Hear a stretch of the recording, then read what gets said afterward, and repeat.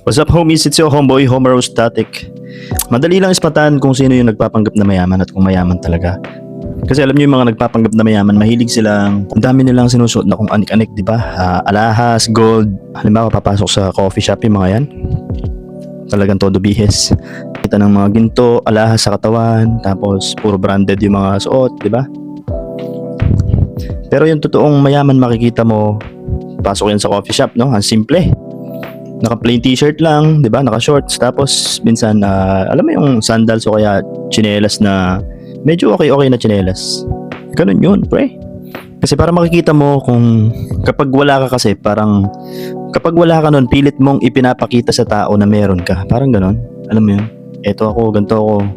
Kaya ako hindi ko masisi yung iba. Halimbawa yung nakatikim lang ng konting ginhawa, sabihin na natin nakapag-abroad o kaya nagkaroon sila ng business at nakahawak ng medyo okay na pera, sabihin na natin, no? Tapos makikita mo yung pagbabago sa ugali nila, hindi na namamansin, di ba? O kaya parang ang taas na ng tingin sa sarili, medyo may pagkamayabang na din, di ba? Tapos sasabihin ng mga tao na binago na to ng pera, binago ka na ng pera, pre. Pero para sa akin, hindi sila binago ng pera. Ayun na talaga yung ugali nila simula't simula pa lang. Na-emphasize lang nung pera. Pero yun na talaga sila. Yun na talaga ang totoo nilang kulay. Kaya ako hindi na ako nayayabangan o hindi ako nagtataka sa mga ganong klase ng tao, no? Ang iniisip ko na lang pag ganyan, ngayon pa lang sila nakarating sa ganitong state. Kaya pag ganun, hayaan mo lang sila magyabang o kung ano man, maliitin ka man nila. Kasi di naman talaga doon nasusukat yung success ng tao.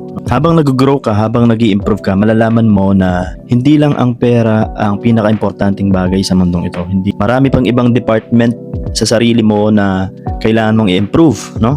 Yung social skills mo, paano ka makipagkapwa-tao, nakikita mo yung pamilya mo na walang nagkakasakit, di ba?